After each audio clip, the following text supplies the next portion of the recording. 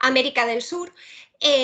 Hoy vamos a presentar una carta, lo que denominamos la carta del GTEM, del Grupo de Estudios de Transformaciones de la Economía Mundial, titulada La década que lo cambiará todo, Iberoamérica tras la pandemia y más allá, cuyo autor es Javier Giraldo, que ahora presentaré. Y también vamos a contar con la presencia, aunque sea virtual, sería mucho mejor física, de un relator que después, pues, en torno a las ideas que digan los demás, podremos tener una conversación entre todos los presentes sobre cuál es la situación actual post-COVID de América Latina. Pero, bueno, antes de nada me gustaría contextualizar este evento y como he mencionado antes, formamos parte del Grupo de Estudios de las Transformaciones de la Economía Mundial, un grupo cuya base logística podemos decir que está en la Universidad Autónoma de Madrid, pero de la que participan distintos investigadoras e investigadoras. En total somos 17 de distintas universidades, tanto de España, del Reino Unido, como de otros países latinoamericanos. Desde hace ya más de 2 años venimos escribiendo una carta de forma mensual sobre temas de actualidad. Cartas, por lo general, cortas, pero siempre de debates muy actuales y que sirvan para reflexionar. Bueno, después de 2 años y medio haciendo esto, que hemos tenido un cierto grado de éxito, hemos pensado que podíamos dar un paso más allá y que podíamos presentarlas en formatos dinámicos, precisamente para ir un poco más allá y poder profundizar y aprovechar la oportunidad para invitar también a gente externa al GTEM, al grupo de investigación. Así que esta es la primera vez, me acuerdo, que hacemos un acto de este tipo, presentando la carta, en este caso, del mes de abril, ¿vale? La carta de Javier Lucena. A continuación paso a presentar tanto al autor de la carta como a la persona que la va a comentar. Javier Lucena Giraldo es profesor del Departamento de Estructura Económica y Economía del Desarrollo de la Universidad Autónoma de Madrid. Es doctor en Economía por esa misma universidad y entre sus líneas de investigación están los cambios estructurales y tecnológicos y los problemas de desarrollo, particularmente de América Latina. También ha trabajado en otros temas como la cooperación al desarrollo y temas sobre educación. Y en segundo lugar, como hemos dicho, pues tenemos a Javier García Estevez de la Universidad de los Andes. Él es doctorando por la Universidad de Barcelona, tiene una maestría en la Universidad Industrial de Santander, pero el Santander de Colombia, y trabaja básicamente en temas de planificación, gobernanza y desarrollo territorial. En la actualidad está trabajando con proyectos de investigación en los que participa también, por ejemplo, la Universidad de Saxe, y también está trabajando en otros proyectos de investigación para calcular el índice de desarrollo regional de América Latina en colaboración con el Banco Interamericano de Desarrollo, la Universidad de la República de Uruguay, que también a través de una persona esta universidad está presente en el GT. Bueno, y sin más, pues doy la palabra a Javier Lucena. Javier. Sí, muchas gracias, Ángeles. Bueno, buenas tardes, soy Javier Lucena, ya me ha introducido Ángeles Sánchez y bueno, yo os voy a plantear una charlilla en torno a la carta que escribí para abril en torno al GTEM. Es una charlilla, quiero decir, el objetivo general de esta charla y también de la carta era dar una visión global de las economías iberoamericanas al corto, medio y largo plazo, más allá de la pandemia. Lo que sucedió es que el año pasado la realidad se volvió muy inestable y no pude completar una visión de datos que permitiera hacer esa carta y en realidad, un año después me he intentado quitar un poquillo la espinilla de encima con este texto. los objetivos fundamentales son reunir los datos que existen sobre el contexto general de las economías latinoamericanas o iberoamericanas. Y en ese sentido, bueno, pues están muy inconexos, las series econométricas no están alisadas ni están desestacionalizadas, con lo cual en este momento hay series de un lado, de otro y muy poquitos datos, la verdad. Pero sí tenía interés en que se ofrecieran una serie de datos, al menos que dieran una visión global o que aportaran una visión global de la situación. Más allá de eso, quería centrarme en las principales preocupaciones y debates al futuro que tiene la región, intentando ir más allá de lo que tenemos a día de hoy, porque desde hace unos meses la realidad actual ha devorado prácticamente cualquier capacidad para intentar ver por encima de las olas, ¿no? Y creo que es en el momento en que un gaviero puede subir al palo de mesana y ver cómo se encuentra el mar más allá de lo que nos va a llegar en la próxima ola. Bien, en torno a esta cuestión, lo que os propongo es, bueno, pues una serie de comentarios en torno al texto que hice. Lo decoraré un poco con una presentación para los que estén más interesados por los datos. Así que con ese objetivo, bueno, pues he preparado una presentación que apoye un poco la lectura que voy a realizar en este momento. Bien.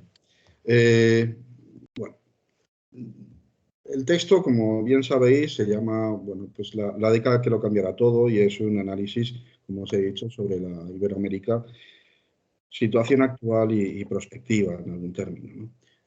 A partir de ahí, lo que sí queda claro es que para adoptar soluciones a la situación que tiene América Latina o Iberoamérica, va a haber que tomar decisiones. No es una novedad dentro del territorio iberoamericano, dentro del conjunto iberoamericano, ya que es un continente y un conjunto de países que siempre ha tenido que tomar decisiones muy concentradas en el tiempo, y en eso no creo que tomar decisiones valientes y a la vez prudentes sea ninguna novedad para el continente. No siempre ha sido así, pero muchas veces sí se han realizado y sí se han conseguido muchas cosas.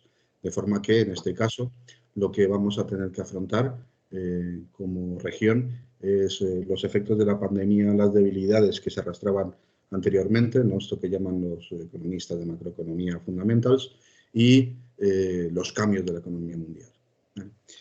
A partir de ahí, ¿cuáles voy a presentar? El choque, efectivamente, en Iberoamérica ha sido muy grave.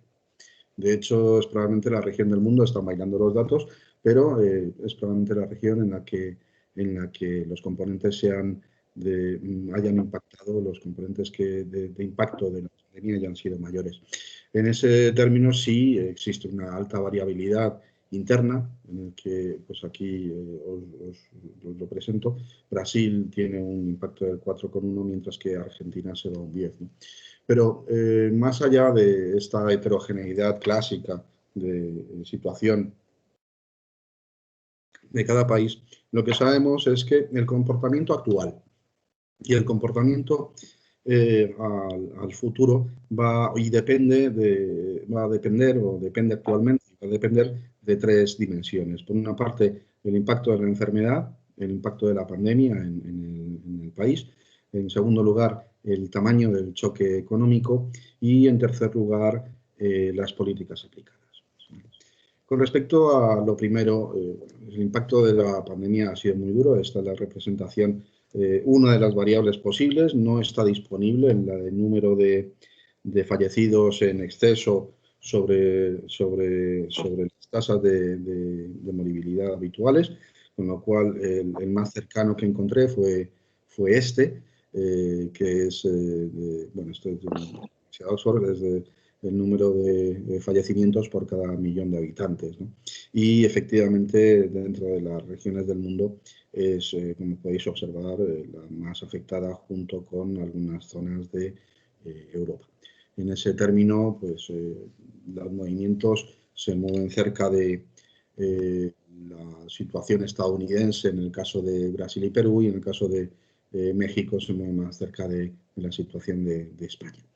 Independientemente de eso, lo que sabemos, y estamos sobresaturados de información a ese respecto, es que el impacto de la pandemia va a seguir y va a depender en función de la virulencia de los nuevos brotes, de las mutaciones, de la resiliencia de los sistemas sanitarios y la distribución de las vacunas, que ha sido más lenta, salvo en casos muy puntuales como Chile o Uruguay, dos economías relativamente más pequeñas.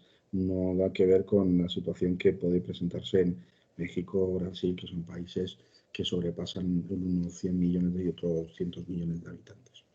Bueno, en cuanto a los efectos, el segundo de las dimensiones, yo opté en el texto por presentar un bosquejo cercano a la estructura económica. En ese sentido, el efecto sobre la economía ha sido muy heterogéneo y también lo será la recuperación. Ahí tienen una serie de países y sus movimientos basados en el balance preliminar de la CEPAL, que tiene datos muy inconexos a veces. Pero en función de eso se puede observar cómo el impacto sobre Brasil es muy profundo, mientras que la economía argentina presenta un impacto algo menor. En cualquiera de los casos, también el impacto ha sido heterogéneo en sectores económicos, ha afectado más a las economías de servicios y más a las economías de servicios tienen las actividades económicas de servicios que tienen contactos personales y algo menos, o se ha recuperado algo más rápido las manufacturas. Asimismo, ha impactado de forma muy especial o de forma muy dura en el empleo informal. Y esto probablemente sea uno de los elementos que expliquen el comportamiento del impacto en América Latina o en Iberoamérica. El peso de la economía informal y cómo ha impactado, ya que el choque económico ha sido particularmente fuerte dentro de la economía informal. Bien, más allá de estos datos, lo que sabemos es que viendo el futuro en este año, los datos se mueven más o menos en sintonía con la recuperación mundial y con la mejora de expectativas para algunos productos, en particular algunos productos energéticos, algunas materias primas vinculadas a las manufacturas y también en torno a algunos productos de servicios, pero en mucho menor grado, ya que es de una forma mucho más lenta. Desde luego, el turismo, que parece ser que va a tener que esperar. Dentro de este movimiento, dentro de este bosquejo de análisis, lo que nos dice la demanda es que el comportamiento ha sido una profunda depresión del consumo privado, que ha intentado ser compensada por un gasto por parte de los países. Aún así, obviamente, ni siquiera el gasto ha conseguido aguantar el empeñón, de forma que aquí tienen una serie de estadísticas del Fondo Monetario, del World Economic Outlook de abril y del balance preliminar de la CEPAL. Lo que se observa en términos generales es eso. Lo que ha salido peor ha sido el consumo privado. Y así se ha intentado compensar con el consumo público, que sin embargo no lo ha conseguido y ha bajado por debajo en tasas negativas. Con lo cual, literalmente tenemos menos consumo público que el que se hizo en el año anterior.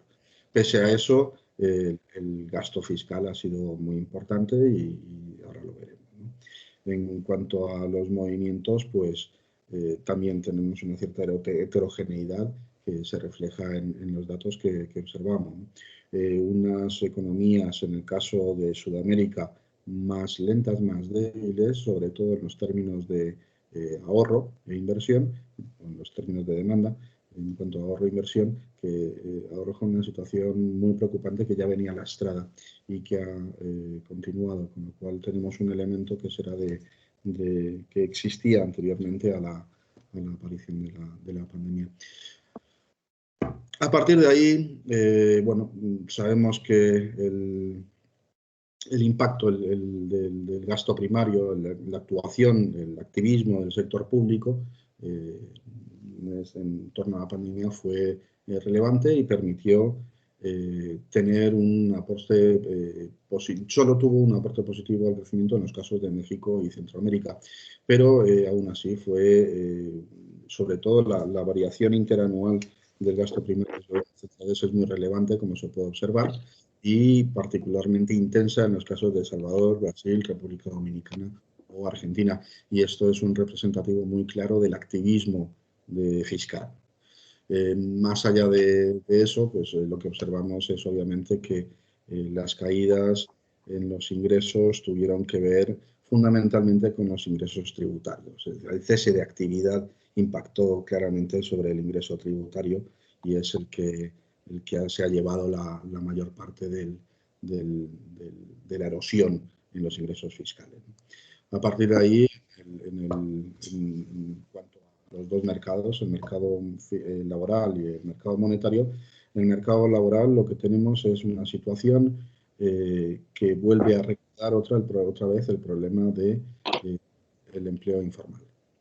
Esto viene a cuenta independientemente de que las tasas de desempleo hayan aumentado de una forma relevante. Vamos a ver, las tasas de desempleo, de informalidad, la tasa de actividad cayó un 4,5 y la de desempleo aumentó un 6 en el segundo trimestre del 2020. Más allá de eso, lo que se observan en las tasas de informalidad es una reducción. Y esta reducción procede del comportamiento del cociente. El problema es que el cese de actividad en las economías, las actividades informales fue de tal tamaño que superó con mucho el cese de actividad que se había registrado en las actividades formales. Y como consecuencia, el cociente se redujo. Así de sencillo. Esto no oscurece el mensaje terrible que indica una pandemia que erosionado y las economías más vulnerables y más débiles y que se ha cebado particularmente en la economía informal, de la que es precisamente América Latina o Iberoamérica una de sus fuentes de debilidad más vigentes, junto con unas que comentaremos ahora, ¿no? Bien, en cuanto a los mercados monetarios, bueno, lo que tenemos es la otra parte, ¿no? El activismo de política monetaria. En ese movimiento, lo que tenemos y se puede observar tanto en los países con tipo de cambio flexible como en los tipos de cambio intermedio es la bajada, el activismo de la política monetaria, ¿no? La bajada de los tipos de interés para conseguir emitir, ¿no? Y en función de eso, otro tipo de movimientos que especifico en la carta, ¿vale? En torno a las compras de activos y otra serie de operaciones que los chicos de política monetaria llaman siempre operaciones, como el quantitative easing, que lo llaman operaciones no ortodoxas o algo así, ¿no? Ese es el término que suelen utilizar, ¿no? En fin, más allá lo que tenemos es unos indicios que podrían moverse en torno a ciertas inflaciones, pero en el medio plazo, al menos en las estadísticas y las perspectivas que utiliza el Fondo Monetario, tanto como también los bancos centrales, las expectativas de inflación al medio plazo no están tan consolidadas, aunque probablemente con respecto a la cuestión de las materias primas y la evolución de estos precios, quizás Sofía García nos pueda comentar algo a este respecto. Desde luego, con los datos generales que he visto yo, había cierta duda sobre si esto se podía hacer. En el plano externo, lo que tenemos es una caída de actividad muy importante, una caída del comercio internacional del 5,3%, y en ese sentido ha tenido unas diferencias en cuanto a sus componentes.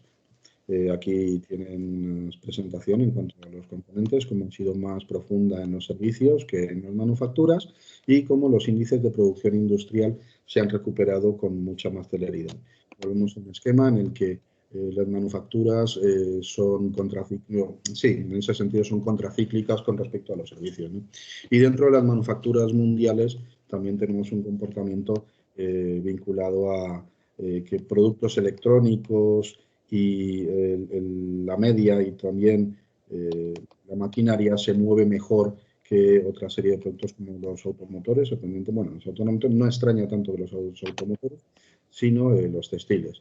Es un perfil en ese sentido, para los que sean duchos ya en comercio internacional y estructura, un perfil muy clásico de comportamiento de producción mundial, ¿no? de manufacturas contra servicios y de determinadas manufacturas de bienes de equipo y maquinaria contra y elementos de transporte, aunque en este caso elementos de transporte no sigue el patrón. Más allá de eso, en cuanto a los precios, pues en términos de intercambio y este tipo de comentarios, lo que tenemos es un movimiento de precios en el que también tenemos una variabilidad.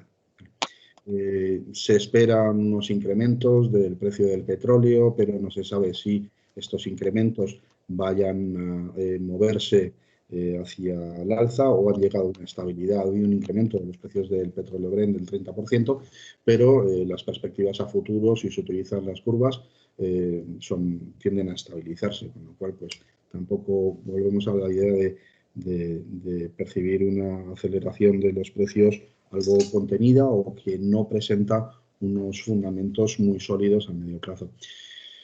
Más allá de esto, ¿qué significado tiene en términos de la economía exterior de los países iberoamericanos? En principio, se ha planteado una recuperación de las balanzas por cuenta corriente de los países iberoamericanos. Han conseguido reequilibrar un poco sus balanzas. Sobre todo, como pueden observar, la balanza de bienes ha mejorado y, bueno, independientemente de las transferencias y sobre todo, bueno, pues también ha habido cierta contención aunque aquí no se presenta, ha habido cierta contención de la reducción de las importaciones contra las exportaciones, en torno particularmente a servicios. Ha habido una contención en la importación de servicios. A futuro, los movimientos que conocemos, bueno, pues son de prospectiva y en ese sentido hay que cogerlos, o lo que voy a decir hay que introducirlo dentro de un análisis general y con un ánimo no normativo, quiero decir, se espera, y en esto la Organización Mundial del Comercio espera que la mejora de las mercancías y la aceleración del comercio de mercancías empiece a agotarse un poco. Y en este particular, uno de los indicadores más claros de los índices se encuentra en los órdenes de exportación, que es el que he querido representar particularmente, donde parece que ha habido un agotamiento del acelerón que había metido en el final del año pasado la economía en cuanto al comercio de mercancías. Y en cuanto a los servicios, lo que esperamos es una recuperación lenta, y en esto el índice general, el índice general de servicios globales, también de la Organización Mundial del Comercio, es un buen indicador porque indica una recuperación lenta, básicamente. A partir de aquí, en cuanto a la política monetaria y la política fiscal, ¿no? En la política monetaria lo que hemos observado es un fuerte activismo de los bancos centrales que han reducido los tipos de interés y que también han utilizado lo que ellos lo que llaman instrumentos no convencionales, desde compra de activos, postergaciones de pagos, moras a las quiebras, otorgamientos de créditos y condiciones más flexibles. En el contexto general, todo indica una cierta experimentación práctica sobre instrumentos, una experimentación práctica y bastante equilibrada o racional con una serie de instrumentos que no se habían utilizado desde luego desde hace mucho tiempo que no se habían introducido este tipo de instrumentos y otros directamente no se habían introducido. En este sentido, son instrumentos de carácter contracíclico y el objetivo era evitar una crisis de liquidez. Y en eso parece que se ha logrado, al menos ha sido un comportamiento relativamente eficaz en cuanto que ha evitado una crisis de liquidez. A esto se suman los comportamientos del Fondo Monetario Internacional o de los organismos multilaterales que han realizado ciertas iniciativas, Kristalina Georgieva y y similares han introducido ciertas iniciativas para suavizar la situación de liquidez, ¿no? Para mejorar la situación de liquidez de los países en desarrollo. En eso se ha hecho una moratoria de deuda, de suspensión de servicios de la deuda, en la que han entrado una serie de países, otros no, en particular China no ha entrado, y se ha propuesto una nueva asignación de derechos especiales de giro, en la que el problema pues, es conocido y es habitual, se mueve en torno a la asignación de los derechos especiales de giro a los países en desarrollo para que esto se comporte como un mecanismo de facilitación que facilite la liquidez, ¿no? Ya que las asignaciones de los derechos especiales de giro se hacen en función de las cuotas, ¿no? En el plano fiscal también se ha realizado una fuerte inversión, un fuerte estímulo fiscal que llega a los 12,7 billones españoles de dólares estadounidenses, aunque el 80% corresponde a países desarrollados y de esos también el 50% a 3 países, en los que están Estados Unidos, Alemania y Japón. Dentro de todo eso, sin embargo, el activismo en América Latina ha sido fuerte, de forma que Argentina, Brasil, El Salvador, República Dominicana aumentaron el gasto primario del gobierno central en más de un 20%, Chile, Colombia, Guatemala, Paraguay y Perú lo hicieron más de un 10%, a lo que se suman, hay que añadir los paquetes de emergencia y diferimientos, gastos adicionales y todo este tipo de cuestiones. El problema, volvemos otra vez a vuelve en torno a los problemas de ingreso y la posibilidad de la preocupación que existe sobre una deuda pública mundial que ha aumentado hasta los 9,9 billones en el año 2020. A partir de esta imagen general, la cuestión de carácter de estructura económica, un bosquejo de la estructura económica de los países iberoamericanos, la cuestión es plantearse cuál es el futuro, ¿no? En el corto plazo existen una serie de preocupaciones muy claras. Las preocupaciones muy claras son por parte de los países iberoamericanos en cuanto que los gastos se destinen a gastos productivos que permitan incrementar el crecimiento, frente al gasto no productivo, el gasto de periodo, que sustenta, que permita aumentar la liquidez, pero que no sea generador de un crecimiento económico. Esa es una primera preocupación, bastante de sentido común, racional y clásica en los estudios de desarrollo. La segunda es la preocupación por las deficiencias en los controles, en el acceso a las ayudas y a los programas de apoyo a la liquidez. A partir de ahí se plantean las prioridades de muy corto plazo en torno a asegurar los sistemas de salud, que es la preocupación básica y que no se ha alcanzado completamente en algunos países.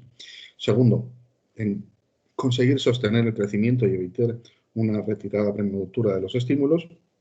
En esto, el sentido que tiene es pues el problema de cómo se promueve el crecimiento y cómo se coadyuva al crecimiento. La literatura, pues ahora mismo me recuerda mucho, me movería hacia los estudios de Roderick y Hausman sobre que el conseguir que se produzca un estadio de crecimiento y conseguir que sostener ese crecimiento son dos labores muy distintas y que requieren instrumentos muy diferentes. El tercero es el reparto de las cargas, ¿no? Y en el reparto de las cargas en muchos sentidos, no solo de carácter temporal, sino también el reparto de las cargas entre estratos de población distintos, estratos con ingresos distintos, así como entre público y privado y componentes de capital y de trabajo, ¿no? En ese sentido, lo que se espera es las buenas noticias vienen en torno a una mejora de la economía y el comercio mundial, en particular en torno a una recuperación de Estados Unidos y de China que permitan ser palancas o ejes sobre los que se mueva la recuperación económica mundial y que permitan arrastrar en este sentido o que las economías iberoamericanas, dicho de otra manera, que las economías iberoamericanas sean lo suficientemente rápidas como para conseguir engancharse a estas cadenas de crecimiento económico a través del comercio y a través de la economía internacional, ¿no? El segundo es un efecto, el efecto claro va a ser un aumento del comercio, tanto de productos energéticos como de materias primas, y un posible aumento de, ya lo he comentado, los precios del petróleo, los metales básicos y los alimentos en particular. Esto nos introduciría en tensiones inflacionarias y no se sabe si podríamos hablar de un superciclo o la vuelta de un superciclo de materias primas y productos energéticos o metales básicos. Aún es muy temprano o es muy pronto para poder hablar de que la economía latinoamericana se vaya a enfrentar a un superciclo a una bonanza de las materias primas o los productos energéticos y, por tanto, se puedan presentar problemas de enfermedad holandesa al medio plazo. Ya con esto me he metido, obviamente, en el medio plazo, donde las preocupaciones se encuentran en la viabilidad del tejido productivo y, en particular, en el problema que generan las empresas zombie a la hora de activar el crecimiento. En este particular, la preocupación de los bancos centrales, del fondo, se encuentra en la retirada de las ayudas de paquetes indiscriminados de ayuda y el control y monitoreo de esas ayudas para que se destinen no solo a empresas viables, sino que se destinen a las empresas de una forma adecuada, sean eficientes, sean idóneos a las empresas, ya que existe una diferencia, empresas grandes con respecto a empresas pequeñas, no existen los mismos recursos a la liquidez en una empresa grande con respecto a una empresa pequeña, y en ese sentido la idoneidad del instrumento es muy relevante. Más allá, en lo que se barrunta es la preocupación profunda en torno al sistema financiero, porque es a donde va a llegar todas las debilidades y las erosiones que se produzcan en el tejido productivo y en estas llamadas empresas zombie. De ahí que existe una profunda preocupación en que una crisis de liquidez se convierta en una crisis de solvencia y que las deudas pasen al sistema financiero y el sistema financiero no sea capaz de soportar o se vea muy tensionado o se vea muy en tensión debido a las crisis de las empresas zombie, provocando problemas de solvencia en todo el sistema y riesgos de carácter sistémico dentro de los sistemas financieros. El otro problema se encuentra en torno a los problemas de capital, la falta de inversiones, que es un problema que ya iba arrastrando sobre todo la América del Sur, y las salidas de capitales que se han verificado y que el Banco Internacional de Pagos ha verificado en el año 2020. Lo que pasa es que se ajustaron a través de instrumentos de deuda, pero preocupan mucho las salidas de capitales, que es un problema clásico de algunas economías, como por ejemplo en Argentina. De ahí las prioridades que se planteaban de reforma fiscal, reforma monetaria y reforma del mercado de trabajo. La reforma fiscal debía dar una sostenibilidad a las cuentas públicas y romper la dualidad de los mercados de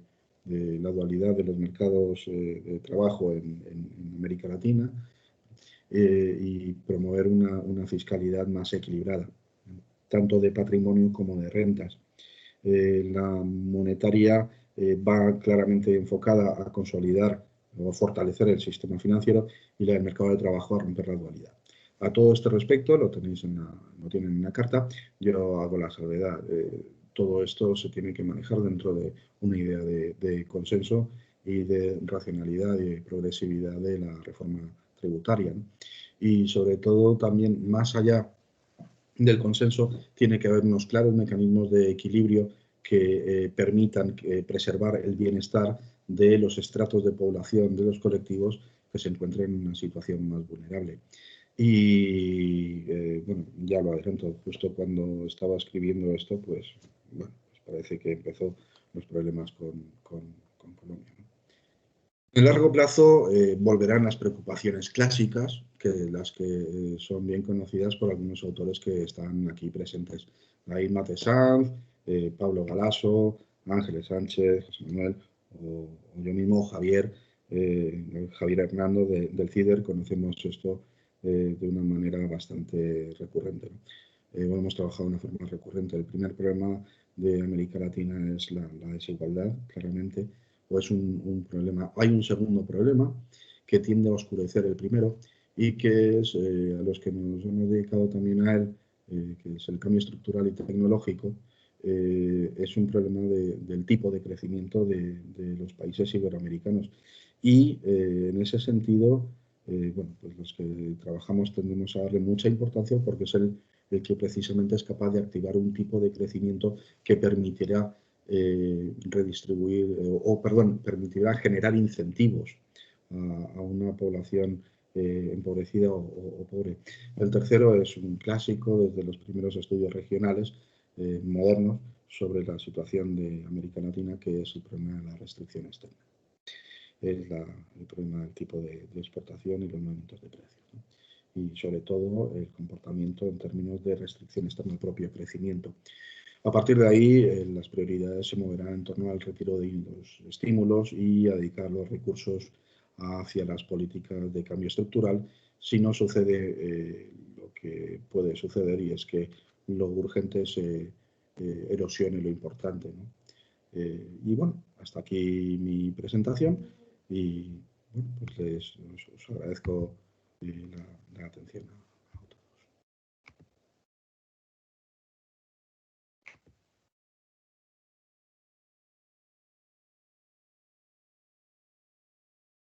Está silenciada, Ángeles. Vale, gracias, Pablo. Nada, quería decir que daba la palabra a Javier García Estevez.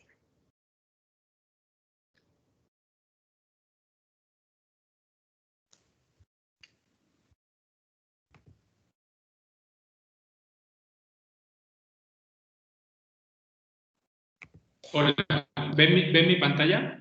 Sí. Perfecto. Bueno, buen día y buena tarde en España. En primer lugar, muchas gracias al profesor Lucena por la invitación. Es motivo de orgullo, como se dice universalmente, que me haya invitado. Es un honor. Y también lo segundo que quiero decir es el formato de carta que tiene este grupo GTEM es realmente muy bueno. Son 6 cuartillas, unas 3.000 y pico palabras, y en ese formato tienes tú que plantear con contundencia el problema o el tema que quieres abordar. Y el profesor Lucena lo hace muy bien en la carta que nos comparte hoy y que titula así: La década que lo cambiará todo, Iberoamérica tras la pandemia y más allá. Que el propósito allí de este documento, como ya lo presentó el profesor Lucena, es desgranar los principales rasgos de la caída de la actividad económica en Iberoamérica a causa de la COVID-19. Entonces allí tiene lugar la revisión o el análisis de en qué sectores cae con mayor rigor, con mayor fuerza la actividad económica, y el profesor Lucena lo mencionó hoy también, así lo pone en su carta. Caen aquellas actividades de mayor contacto físico, ejemplo, turismo. Entonces, por ejemplo, esto tiene la implicación inmediata que países que su estructura económica tiene peso del sector turismo, pues es las que peor libradas han salido de esta crisis. Tercero, el profesor Lucena también analiza las afectaciones del mercado de trabajo. Está viejo vicio de la informalidad en Latinoamérica. Vimos tasas del 80% en Bolivia, el profesor cita las cifras ahí, y del 60% en Colombia, que esto ya es pandémico aquí, esto ya lleva décadas. Y el consiguiente efecto y el empeoramiento de la desigualdad, que ya también era de niveles inaceptables, y la pobreza, la escala de la pobreza. Luego el profesor Lucena habla de la recuperación, plantea que hay ya unos brotes de recuperación principalmente en la manufactura. Y allí luego le voy a hacer un par de preguntas, que hay cosas que no me terminé de enterar, y le voy a pedir el favor que me ayude a ver esas otras piezas que no vi. También analiza el profesor Lucena el rol del comercio internacional. Entonces, allí el principal argumento con el que me quedé es que gracias a que la recuperación de China y de Estados Unidos para el caso latinoamericano es claro, es esta política expansiva que Biden lanzó, que no tiene antecedentes cercanos, que es una política ambiciosa de gasto, de expansión del gasto de tipo keynesiano, pues eso hará que se recupere rápidamente en el 2022 Estados Unidos, y Estados Unidos es un poco el motor de las exportaciones de Latinoamérica. Entonces ahí tendremos un canal o al menos una buena noticia. Por último, el profesor Lucena analiza las opciones de recuperación post-COVID a través de mecanismos, y esto fue lo último que le escuchamos, mecanismos de política monetaria, las opciones que hay allí, de política fiscal y de política comercial. Una cosa que a mí apenas empecé a leer la carta del profesor Lucena, me dejó sin aliento, y empieza así con esta frase que está al inicio. Iberoamérica es la región del mundo donde la pandemia ha tenido un mayor impacto económico y además se enfrenta a una lenta recuperación. Yo dije, este profesor está exagerando. Y me puse a buscar las cifras y es que es totalmente cierto. Traigo aquí un cuadro de las proyecciones del Fondo Monetario. Fíjense que el azul es la caída en el 2020, ya lo presentó esto también el profesor Lucena, pero aquí quiero llamar la atención de dos cosas.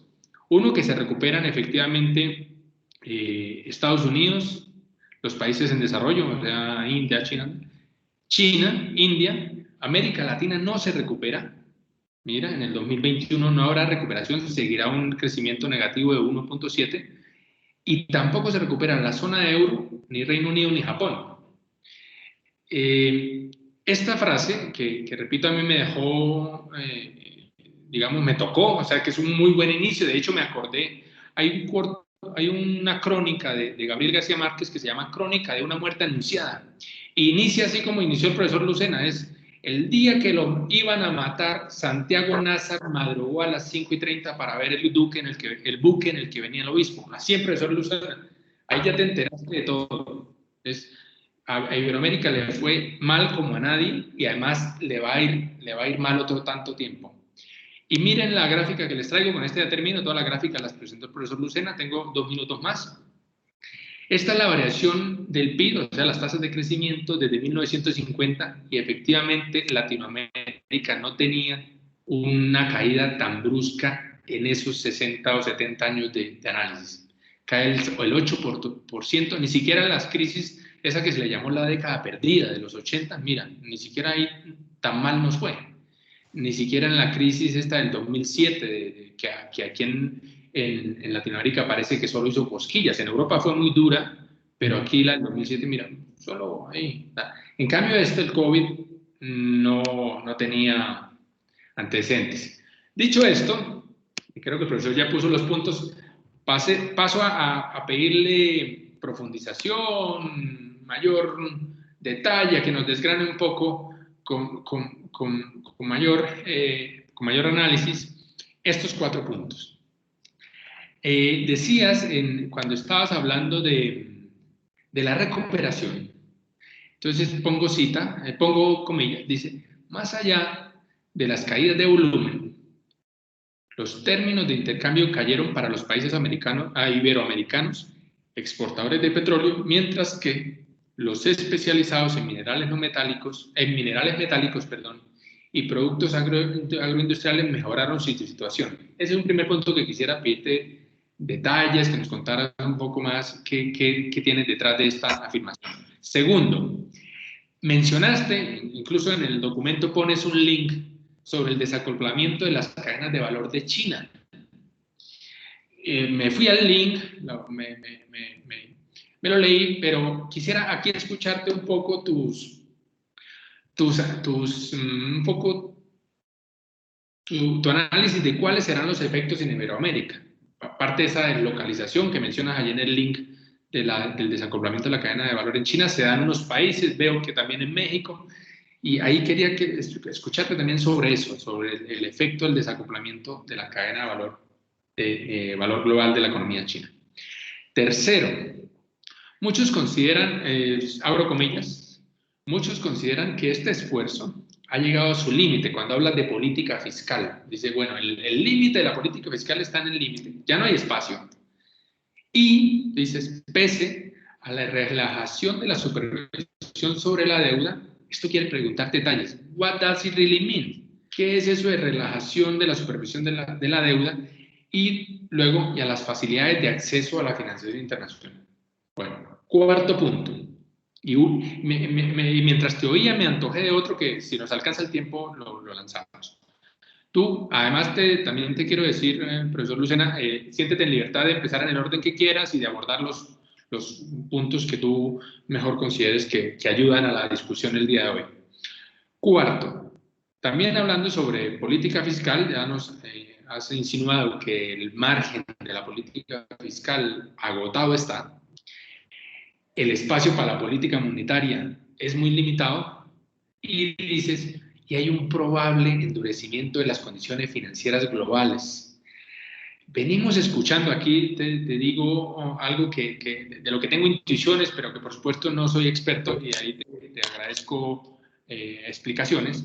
Venimos escuchando que más o menos llevamos 1 o 2 décadas de abundancia de recursos en el mercado financiero internacional por el boom chino, ¿no? Que estos chinos, bueno, están por todas partes y que tienen demasiadas posibilidades de financiación. Entonces ahí quería preguntarte cómo empata esto, cómo encaja esto de un endurecimiento de las condiciones financieras globales versus la posible, ¿no?, abundancia de recursos en el mercado, en el mercado financiero internacional. Y última, un antojo, es cuando te escuché las preocupaciones a corto plazo. Mencionabas que tienen la preocupación que el gasto vaya a ser no productivo. Ahí quería pedirte ejemplos de qué sería ese gasto no productivo y, por ejemplo, con ya el panorama social, ¿no?, en Latinoamérica dramático de elevación de la pobreza, de la pobreza extrema, si tratar de aliviar esas condiciones sociales sería considerado gasto no productivo o, digamos, ahí qué margen tenemos. Con esto yo creo que ambientamos una conversación en la que luego podemos ampliar algunos puntos. Muchas gracias nuevamente, profesor Lucena, y un honor acompañarlo el día de hoy. Muchas gracias. Javier, adelante. Vale.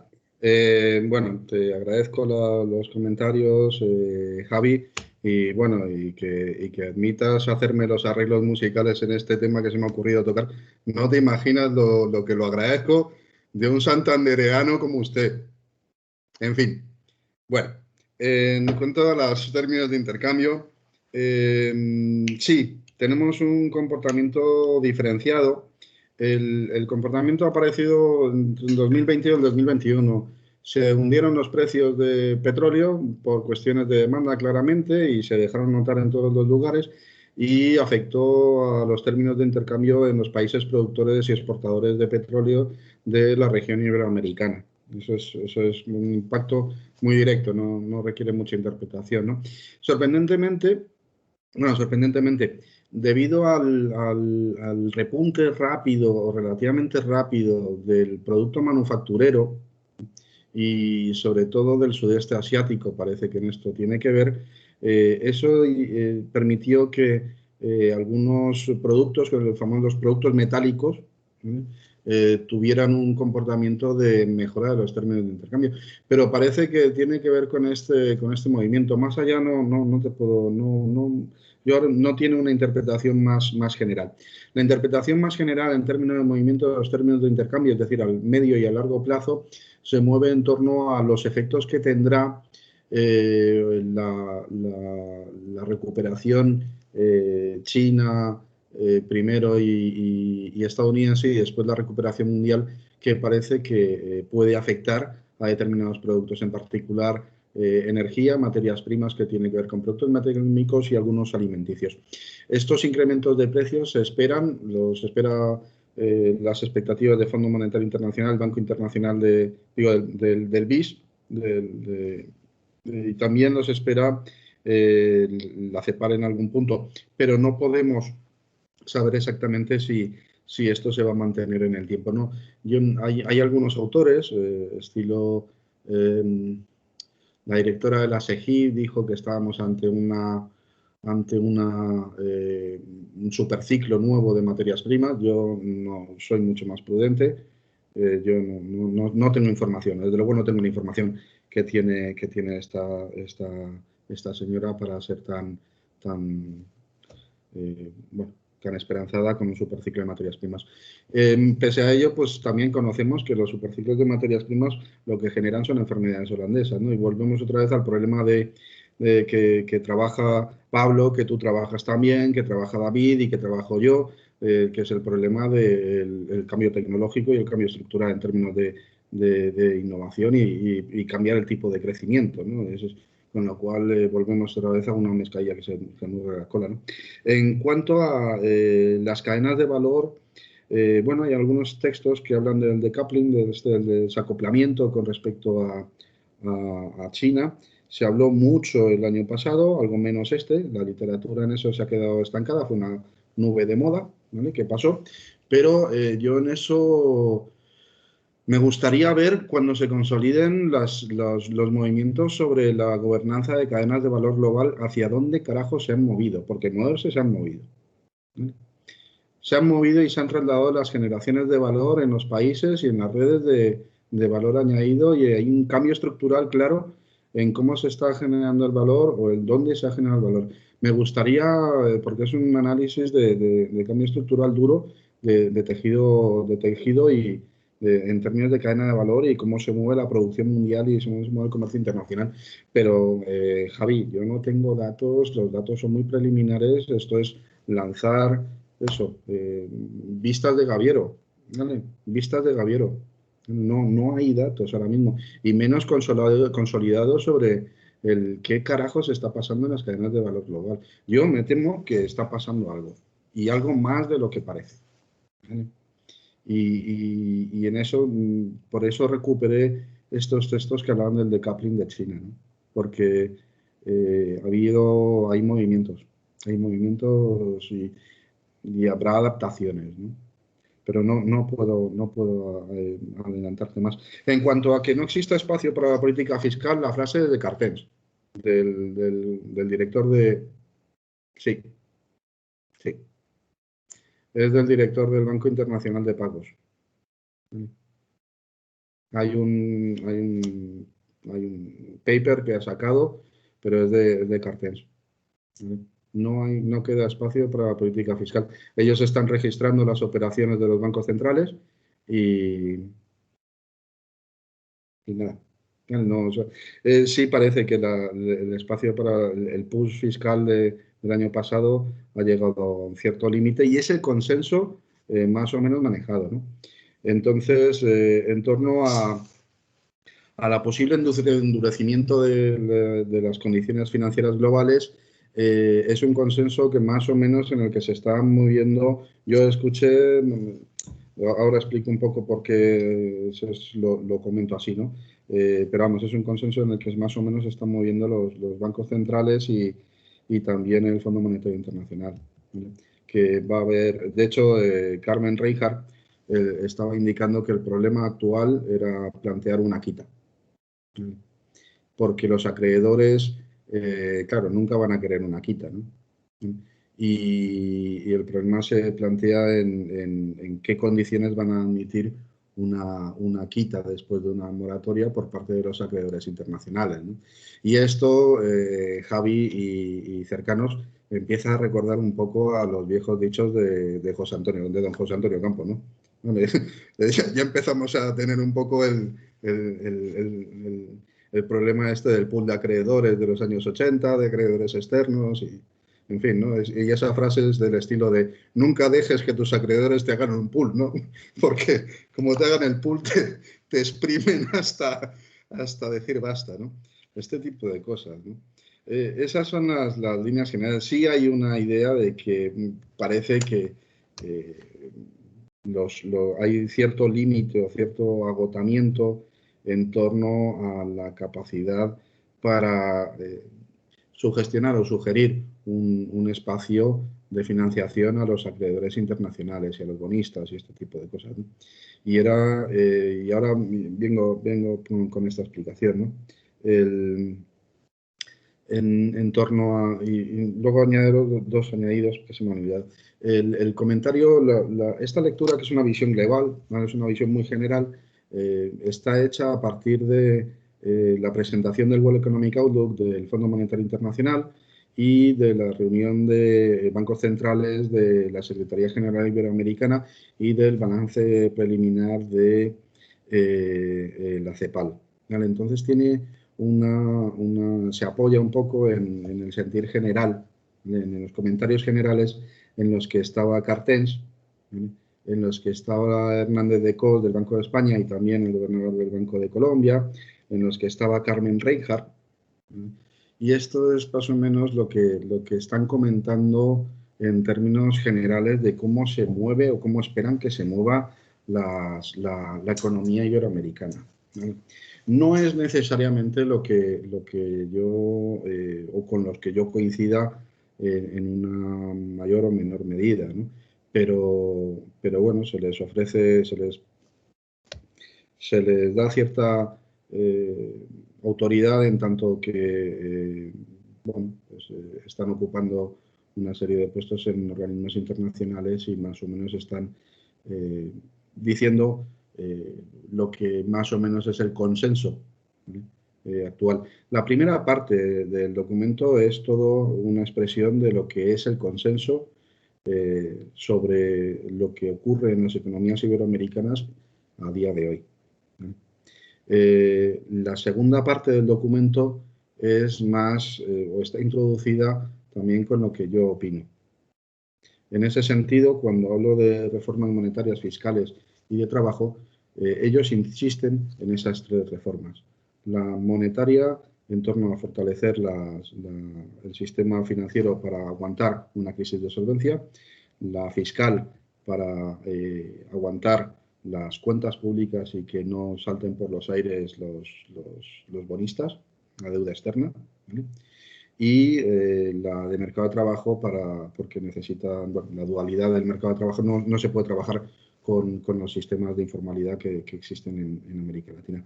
Todo eso yo introduje antes de que sucediera lo de Colombia, los comentarios que están ahí en torno de sí, esto suena bien, pero o tenéis consensos, uno, o estos son trabajos de consenso amplios, o dos, se plantean como una reforma fiscal al estilo de los pactos de la Moncloa, con un consenso y un plantel de actores y de actores públicos y de sociedad civil muy amplios, o no va a funcionar.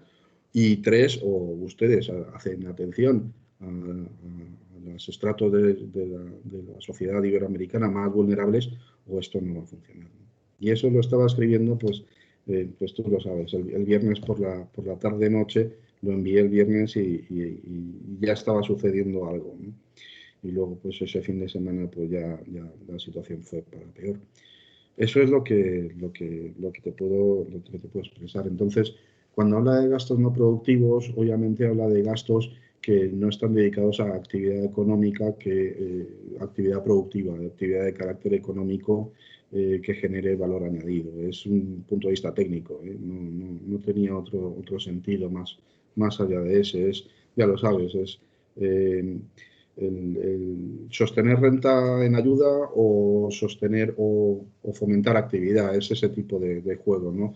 Y cuanto más te alejes a largo plazo, pues más vas a cuestionarse eso de sostener actividad contra sostener o generar actividad contra proveer de ayuda en términos de sostener renta simplemente de año, ¿no? Es ese tipo de movimiento. Se me saltó una cosa sobre el decoupling, ¿vale? Sobre el desacoplamiento. El desacoplamiento sí se va a comportar de una manera distinta en las regiones, ¿vale? Porque claramente en el norte y en el centro de América Latina, en las regiones norte y centro, ¿vale? De México hasta el Darién, tú sabes que va a haber un comportamiento muy vinculado a los ejes productivos que se generaron sobre maquilas y al principio y luego producción industrial media, ¿vale? Ensambladora, y ahí va a haber pues eso, oportunidades y riesgos, ¿no? En el caso sudamericano no tengo tan claro que, a no ser que exista algún tipo de... Va a depender más del tamaño país. Va a depender más del tamaño país. ¿Vale? Tú has manejado los datos. Tú sabes que las creaciones de tejido productivo en el caso sudamericano dependen un poco del tamaño país. ¿Vale?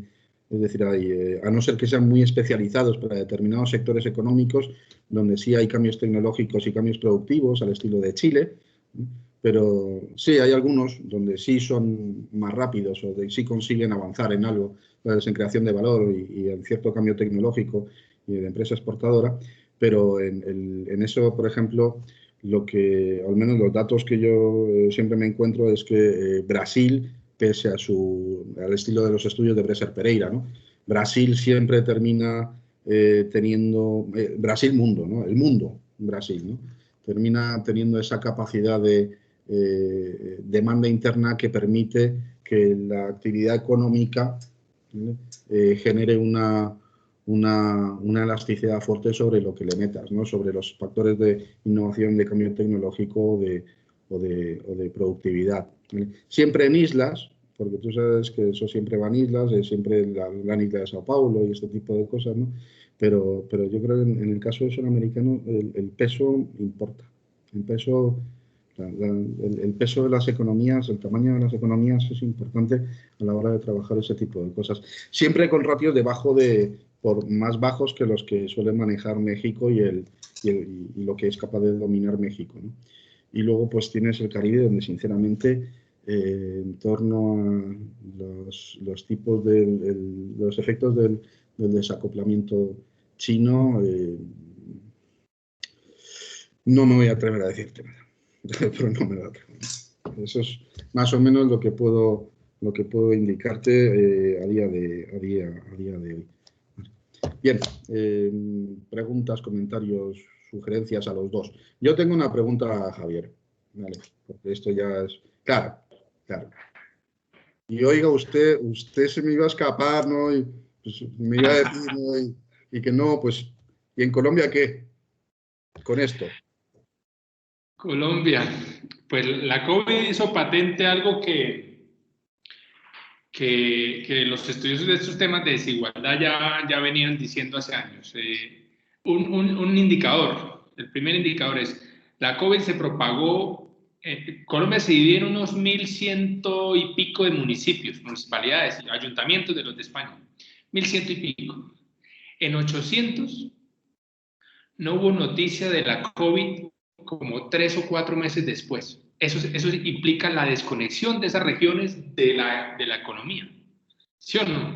Regiones que no están conectadas, porque no hay contacto humano.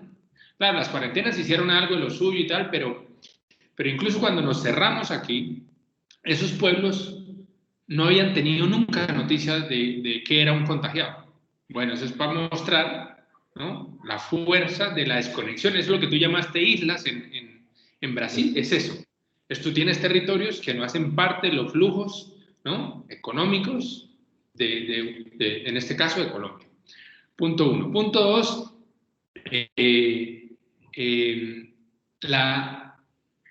todo lo que costó en términos económicos para los países que ya vimos, ¿no? Todos vieron su economía caer drásticamente.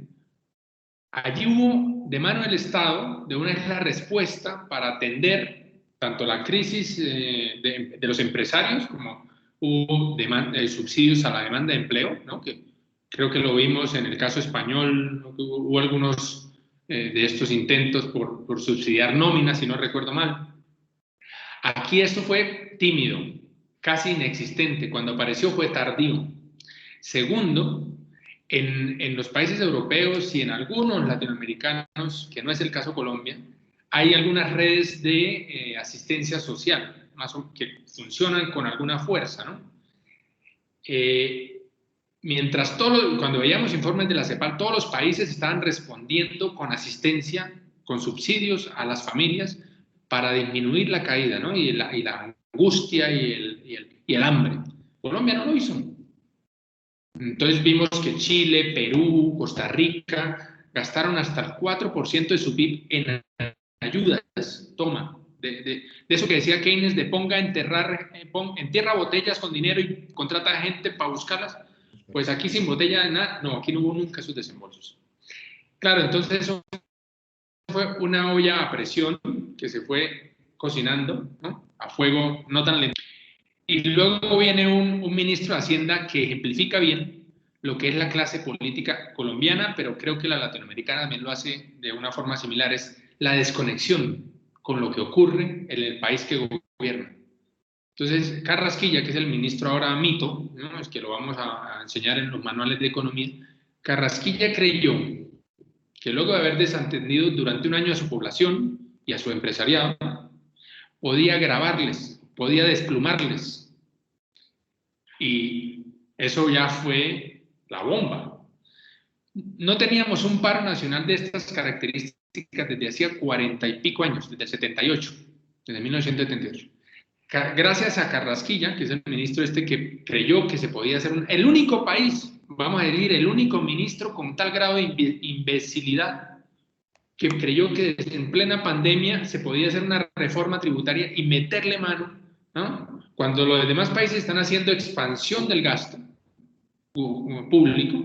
Dijo, no, mantengamos, un ortodoxo estos como los que, ¿no?, como los que ya no están cabiendo. Sí, dice, no, hay que mantener autoridad en el gasto, hay que subir impuestos. Entonces, claro, este hombre no entendía el momento en el que estaba y le tira, un pirómano, le tira una bomba incendiaria a una población que ya no resistía más. Entonces se unieron gremios económicos como del transporte, bueno, todos los gremios económicos que se te ocurran, más todos los sectores empobrecidos. La pobreza pasó del 24% al 40%, o sea, perdimos como 15 años de reducción de pobreza. Y el tercer punto en el que estaba es la desconexión de la élite política con lo que ocurre. Este es el detonante. Plantean una crisis, una reforma tributaria, y que la gente no necesita hacer cuentas si aumentó la tarifa, si no sé qué. La gente hace cuentas que si me meten más la mano con impuestos ya me están reventando. Es que no, imagínate que algo así como 3 millones de familias no están comiendo 3 veces al día. Es un indicador de miseria humana. Y con ese indicador, este pirómano del Carrasquilla tiene una reforma. Pues ya ves cómo han ardido las calles. Y ya ves cómo también la derecha colombiana no se sonroja para asesinar a los protestantes. Salió un artículo, y con esto termino, para seguir el intercambio, una columna de Baltasar Garzón, en el que le envía una frase también de como las que tú empiezas en tu carta, Javier, diciendo, recuérdelo, señor Duque, el responsable es usted. Es que en Colombia se dice que quien está gobernando realmente es Uribe y que Duque es su títere, ¿no? Uribe le conocemos, ¿no? Es el Pinochet colombiano, pero que aún no le mete mano a nadie. 4.000, durante su gobierno mató a 4.000 personas inermes que les disfrazó de guerrilleros para matarles. Ellos llamaron los falsos positivos, 4.000. En 8 años, Pinochet se le hacen cuentas que asesinó a 3.000 civiles durante 30 años. O sea que nuestro Uribe, nuestro Pinochet colombiano es mucho más sanguinario, pero que aún sigue. Bueno, y estoy quedando grabado, todas esas cosas, esto va... Luego, bueno, aquí hay, me meto en líos, pero aquí hay una cosa, un derecho constitucional que se llama la libre cátedra, y estamos aquí haciendo libre cátedra. Bueno, por último decía, dijo Baltasar Garzón, recuerde, señor Duque, es usted el responsable, y en ninguna parte del mundo queda sin juzgar aquel que dispara contra piedra, el que lanza balas cuando recibe piedra. ¿Sí? Eso a mí me encantó y tengo la esperanza que esto que acaba de pasar, que está pasando aquí, 40 jóvenes muertos, 20 y pico que pierden su vista porque hay una práctica también aquí de la policía antidisturbios de dispararles en el ojo. 20 y pico jóvenes han perdido su ojo. Esto debemos juzgarlo porque eso es lo que se hace en democracia, restablecer el respeto y la garantía de los derechos humanos. Aparentemente esto poco tiene que ver con economía, pero realmente los codos, ¿no? las conexiones de esto que está pasando en la explosión social tiene todo que ver con la economía. Les dije al inicio, la desconexión de vastos sectores populares y de territorios que no hacen parte de los flujos económicos, que no ven que la generación de riqueza de la que tanto se habla en Colombia, ¿no? De que exportamos petróleos a $100 el barril, tuvimos un boom de 15 años de estas exportaciones mineroenergéticas. Vastos sectores de la población no ven eso, no lo vieron, no hicieron parte de. Pues aquí la nueva generación, la que está entrando a la ciudadanía, los de 18, los 19, son los que están diciendo, esa fiesta o es parte, nos hacen parte de, o esta fiesta la incendiamos. Fíjense, y termino ahora sí, prometido, lo que piden los jóvenes es oportunidades de empleo. Su primera demanda es empleo. ¿Ah? Tan incrustado está en su cerebro el cuento de que hay que, ¿no?, producir, que ellos lo primero que piden es empleo. Segunda cosa que aparece es oportunidades de educación, y es porque aquí en Colombia las tasas de deserción universitaria, incluso de acceso a educación superior, son bastante bajas, son del orden del 40%, es decir, 60% de los jóvenes no entran, aunque quisieran, al sistema universitario. Bueno, confío no haberles fastidiado con estas reflexiones, que estamos llenos de rabia. Los quienes entendemos en Colombia lo que pasa, yo tengo rabia, y la rabia sale así, a veces con argumentos poco, bueno, no sé qué adjetivo sigue. Bueno, muchas gracias por la invitación nuevamente. No, muchas gracias a los dos. Bueno, quisiera abrir el turno de preguntas si alguno de los participantes quiere preguntar o quieren añadir alguna cuestión.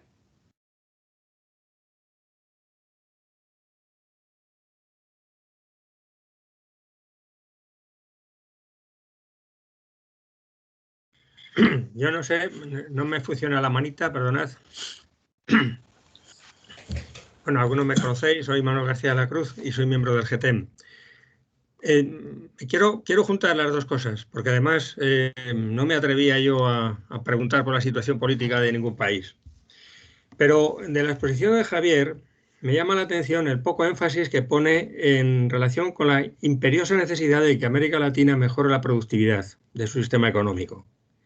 Si no se mejora la productividad de su sistema económico, es imposible que resuelva cualquiera de los problemas que se plantean, sea la vertebración del mercado de trabajo, sea la recuperación de una capacidad fiscal que no acarree graves conflictos sociales, porque capacidad fiscal, la posibilidad de ampliar el espacio fiscal es enorme.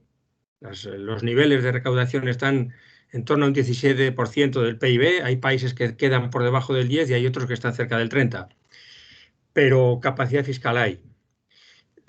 Capacidad fiscal, y luego además es otra cosa distinta, que sería capacidad recaudatoria, que muchas veces no es necesario cambiar las leyes, basta simplemente con organizar los impuestos mejor, ¿no? El extremado peso que tienen muchos bienes de una necesidad, no vamos a decir primerísima necesidad, pero sí de necesidades cotidianas, que se aportan impuestos indirectos muy altos, mientras que las rentas altas no contribuyen, y no digamos los patrimonios, grandes patrimonios, ¿no? Entonces, eso, en fin, antes has citado a alguno de los grandes propietarios que interfieren mucho en la política económica y en la política sin más. Esto me parece que es urgente, y esto necesita incorporación de tecnología, necesita reordenación de la planta industrial y productiva en general, y necesita cualificación de recursos humanos. Creo, y creo que Javier Hernando nos lo ha confirmado, buena parte de las reclamaciones sociales van en esta línea. Bajo el llamado de queremos cualificarnos, nos está diciendo queremos tener oportunidades en el mundo que se avecina.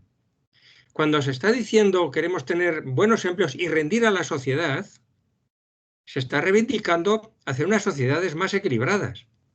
Luego entiendo que puede haber una oportunidad en el deseo de la población, que no habría que ver esos deseos como una amenaza al establishment, sino más bien una oportunidad para el propio establishment. Y esto es un elemento de negociación política que creo que sería necesario revalorizar. Unido además de una situación internacional que está acelerándose. Si América Latina no es capaz de generar un futuro medianamente atractivo para buena parte de su población, no solamente habrá tensiones sociales internas, sino que habrá tensiones migratorias más importantes de las que ya existen. Y Estados Unidos, por mucho que diga el señor Biden, no tiene capacidad para llevar a cabo una política generosa, aunque tenga necesidades de empleo. Hoy leía en el periódico que parece que hay un cierto un cuello de botella en determinados empleos. Pero es que como haga una política de anuncio, América Central se vacía. América Central se vacía. Pero es que el Darién no va a ser suficiente para frenar. La crisis de Venezuela puede servir de ejemplo.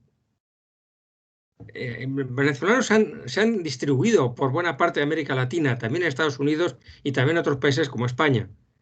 Pero una crisis social, si no se atienden las necesidades de la población que tiene conciencia de su contribución social y de sus propios derechos, puede producir una gran eclosión de muchas poblaciones de América Latina. Y la protesta social está en Chile, está en Ecuador, está en Colombia y, llamémoslo como lo queramos, hay una protesta social también en Venezuela. O sea que la situación... Y en México puede haberla. Y en Argentina, porque afortunadamente gobiernan los peronistas, porque si los peronistas estuvieran en la oposición, no quiero ni pensar lo que estaría pasando allí. O sea que hay una reclamación social que no es por la defensa de unos derechos, es porque sean aplicables unos derechos que estarían en la base de un proceso de modernización del conjunto de la sociedad. Y salto de tema, y preguntaba Javier Hernando por el repliegue de las cadenas de valor. Los salarios en China están creciendo. Y la política de Estados Unidos frente a China cada día se parece más a las declaraciones relacionadas con aquellas que hacían los norteamericanos en los años 60 y 70 respecto de Rusia y el régimen soviético. Cuando se dice que en las venas de Xi Jinping no circula vena democrática, Josep Piqué, un señor que ha sido ministro de varias cosas y ha gobernado con diferentes partidos, es uno de estos políticos corcho que existen en España y en todos los países, pues saca un blog todas las semanas de sus lecturas, ¿no? Y en el último habla de eso, nuevos aires de Guerra Fría. Cuidado, Biden está trayendo capitales de Estados Unidos a producir en Estados Unidos. La opción de ocupar la panza de la sonrisa de la curva de las cadenas de valor, la más inmediata, la más segura para Estados Unidos es América Latina. Si se tienen que retraer las fábricas de China, el lugar de mano de obra intensiva, necesariamente la gran oportunidad sería América Latina. Pero América Latina ha estrechado, sobre todo la costa del Pacífico, muchísimo sus relaciones con China y con el sudeste de Asia. Lo juntamos con lo anterior. Hay que mejorar la productividad. América Latina estaría en condiciones de encontrar una capacidad de negociación favorable con Estados Unidos. No te voy a provocar tensiones migratorias siempre y cuando contribuyas a que el empleo se genere aquí. Y eso facilitaría una reordenación del tejido de la organización interna de las cadenas productivas, de la base de localización, de la base geográfica hacia América Latina. Son procesos muy lentos. Eso también hay que reconocerlo. Son procesos muy lentos. Y aquí entraríamos en las políticas coyunturales. Y yo personalmente no temo que se pueda producir. Muchas veces se habla de América Latina como la década perdida de los años 90, 80. Javier Lucena y yo tenemos un artículo en un libro editado por la Riez, donde decimos que también hubo otro periodo perdido, que fue el último episodio de fuerte subida de los precios de materias primas, que no sirvieron más que para moderar la desigualdad, pero sin acometer las reformas internas que produjeran una mejor vertebración del mercado de trabajo y un incremento de la productividad del sistema económico. Creo que son temas muy complicados, pero que es imprescindible que se produzcan grandes pactos sociales para acometer las reformas. Por eso la economía en América Latina nunca ha dejado de ser economía política. Y a mí personalmente me parece que los debates sobre si va a haber capacidad financiera no dejan de ser debates un poco tecnocráticos, que la historia lo único que demuestra es que no han sido capaces de resolver ninguno de los problemas que desde los años 40 viene arrastrando la región. Y en medio tenemos el riesgo de la brecha digital, los riesgos del cambio climático y la responsabilidad frente al cumplimiento de los objetivos del desarrollo sostenible. Bueno, casi he intervenido más que los ponentes, perdonad. Nada, no, muchas gracias. Javier Lucena, la mano levantada. Espera, sí, cierras tú, si algún otro participante quiere participar. Pablo Galasso, que le veo como... Sí, yo iba a hacer... Sí, me gustaría aprovechar la intervención de Manolo para completar una cosa que me había notado en la presentación. Bueno, para quienes no me conozcan, soy Pablo Galasso, trabajo en la Universidad de la República en Montevideo, Uruguay, pero soy ex compañero de Javier, de Ángeles, de Manolo y de varios otros que están por ahí en la Autónoma de Madrid. Mi comentario, bueno, primero decir que me ha gustado mucho la carta de Javier, me ha gustado también un montón los comentarios que ha hecho Javier Hernando a su presentación, me ha gustado la forma de plantear un diagnóstico del problema y después una serie de prioridades a corto, medio y en el largo, y ahí al revisar las prioridades se me ocurrían como algunas formas de concretar las prioridades y como de traerlas más al... hacer algo así como si fueran unas prioridades de cirugía más detallada, ¿no? Y en particular la que podía unir con el comentario de Manolo, que podría estar, no sé, interesante, es en relación con la del desarrollo tecnológico y aplicado, o sea, yo creo que la situación de la pandemia lo que ha puesto, bueno, una de las cosas que ha puesto sobre la mesa es la falta de autonomía que tiene la región en la producción de, entre otras cuestiones, digo, voy a poner el ejemplo más claro, en la producción de vacunas, ¿no? En ninguno de los países de la región, excepto Cuba, que empieza ahora a inocular a su población con una vacuna suya, ninguno de los países ha sido capaz de producir. Ha habido avances potentes en Brasil,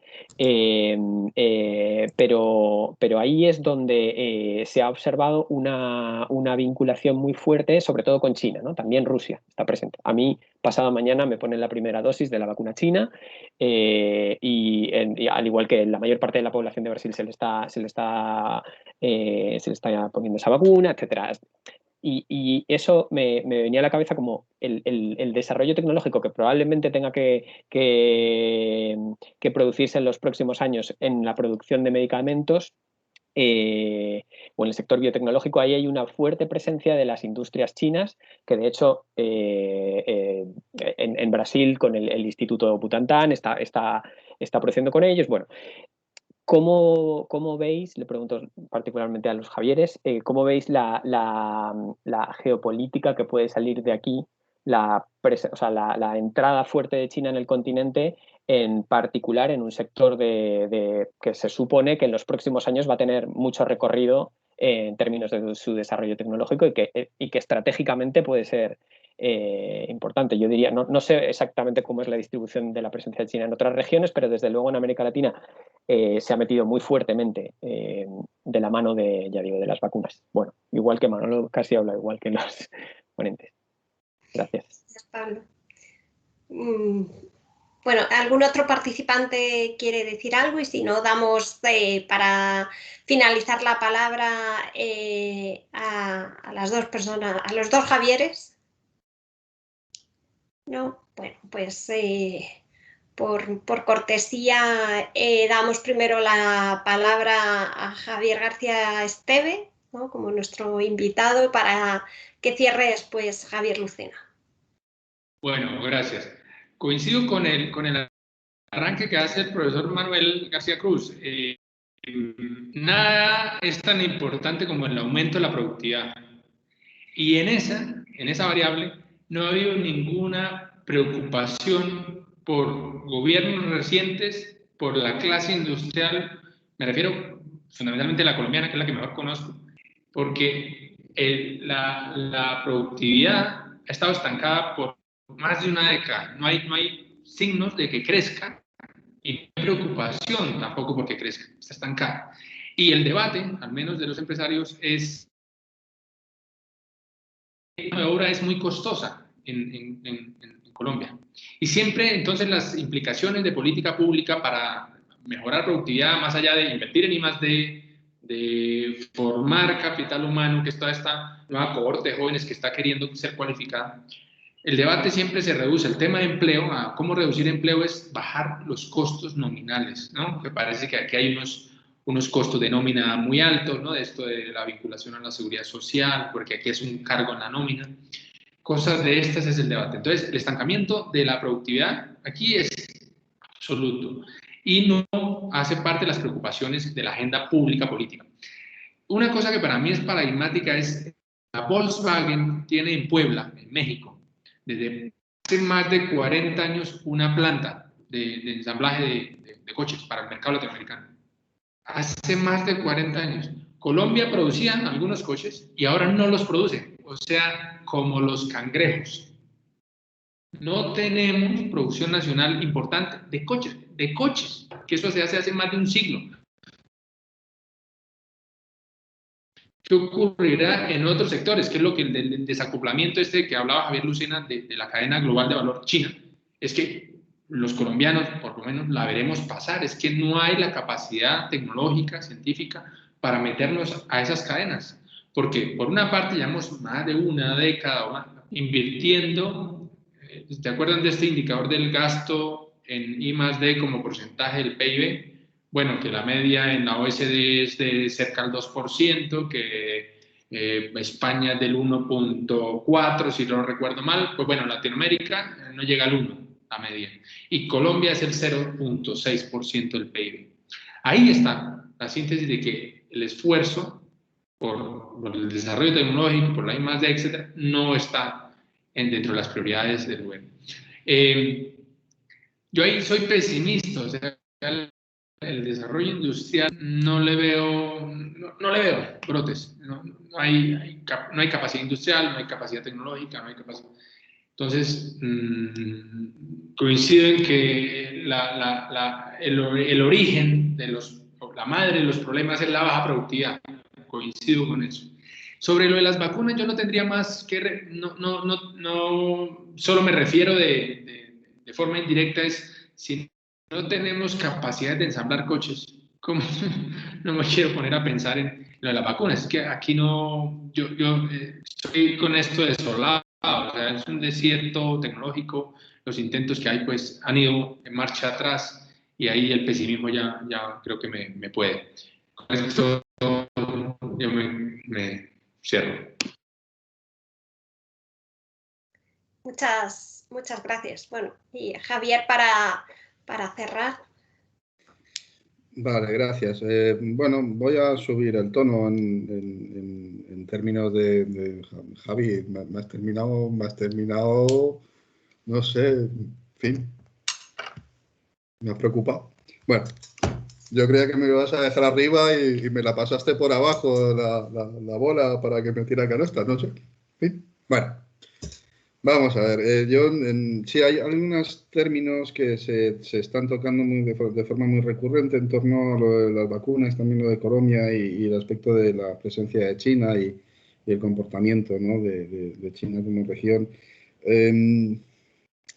Yo voy a elaborar un disenso con respecto no a las personas, sino a la profesión.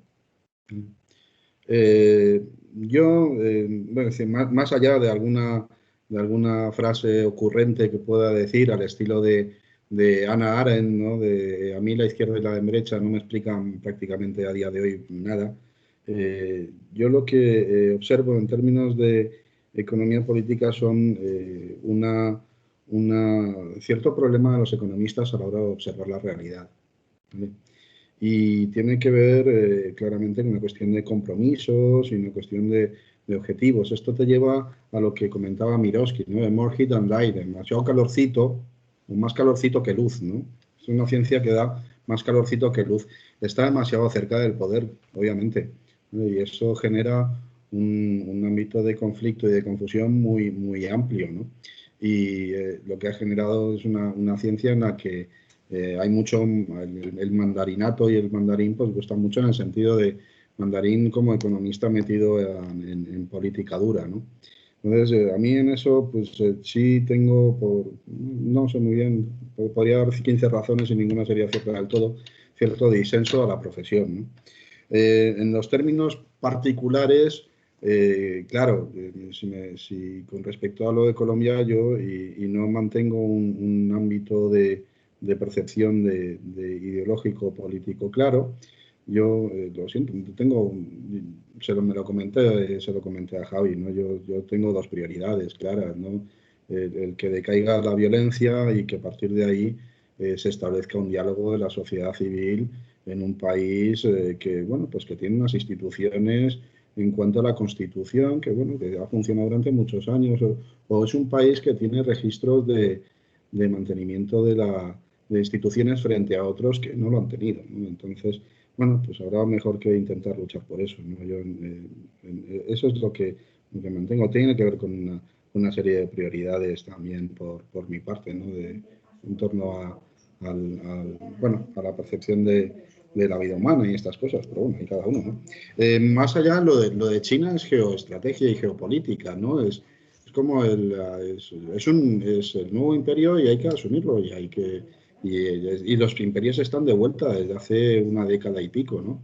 Entonces tendremos que asumirlo.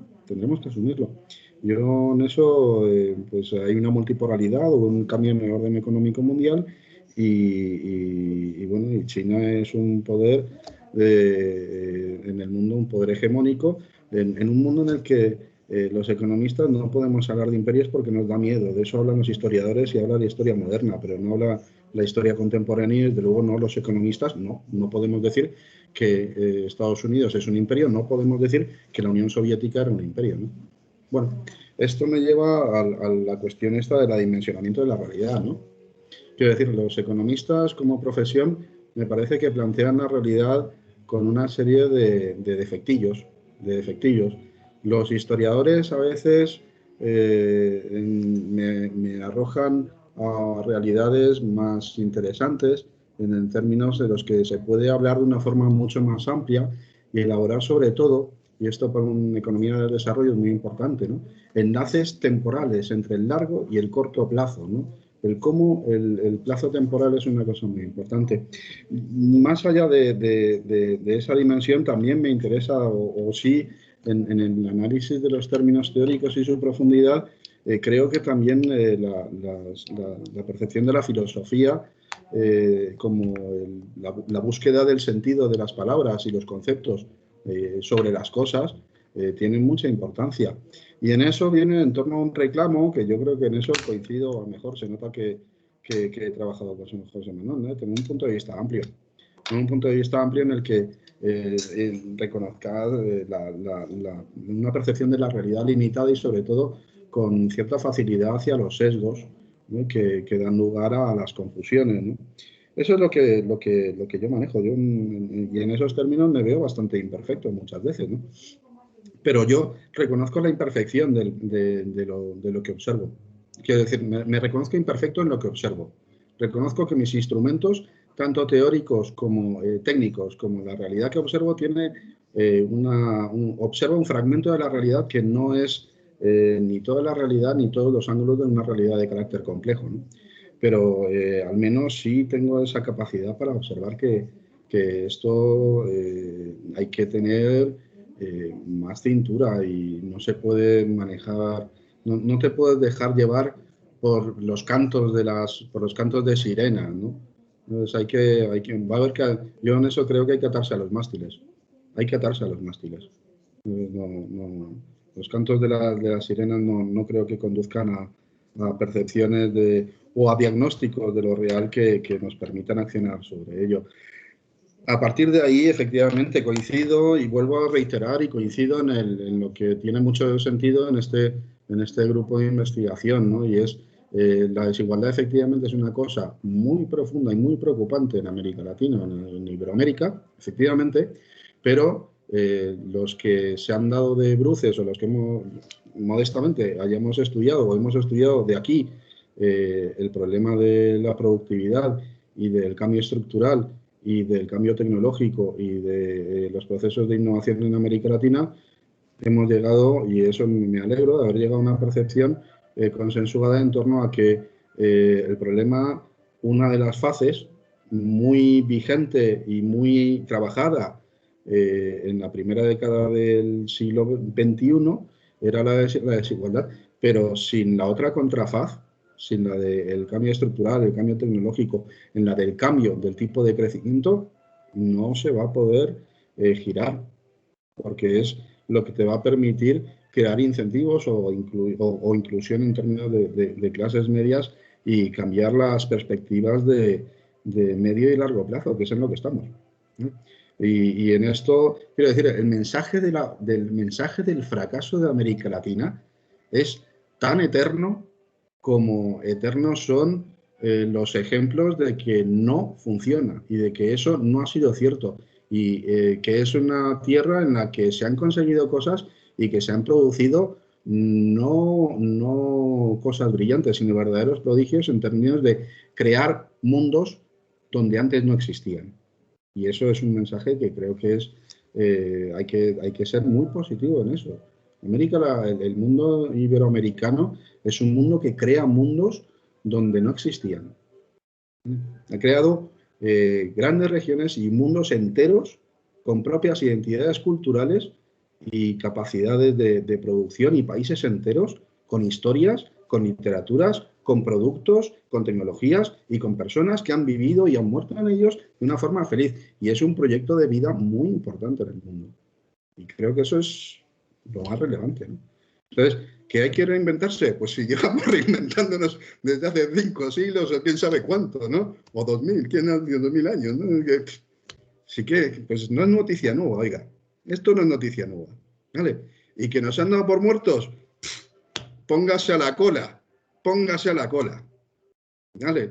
Porque han dado por muerto a América Latina tantas veces ya que es que, mira, no, esto no es así. Esto ha salido y se ha vivido y se ha conseguido salir de aquí, ¿eh? ¿Vale? Ese es el mensaje. Ese es lo siento el tono en el que lo he dicho, si a lo mejor resulta demasiado. Pero bueno, era la coda final a este pequeño blues, que siempre tenía un punto un poco afinado hacia arriba. ¿De acuerdo? Muy bien, muchas bien, perfecto.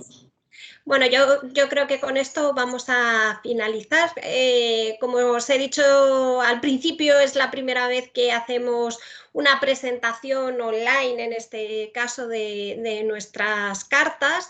Esperemos que lo podamos repetir, bien todas las cartas o al menos una selección de las cartas. Y yo creo que, bueno, todos los presentes conocen las cartas, pero como he visto que hay gente que se ha conectado porque ha visto la información en distintos ámbitos donde se ha podido publicitar, pues simplemente proyectaros que en nuestra página web, en la parte de cartas, ahí tenemos estos documentos que de forma mensual vamos haciendo. La que hemos presentado hoy es la carta de abril, ¿vale? En breve tendremos la carta de mayo que realiza, bueno, Pablo Galasso, que aprovecho para decirlo en tanto que él mismo pues ha participado y ya todos los presentes le conocemos. Así que esperamos pues en el futuro poder volver a hacer actos de este tipo. Y bueno, pues sin más, muchas gracias por supuesto a los ponentes, a los participantes y a todos los que han estado escuchando. Muchas gracias. Muy bien. Adiós. Y buenos días y buenas tardes. Adiós. Adiós. Gracias a todos. Hasta luego. Gracias, adiós. Gracias, muchas gracias.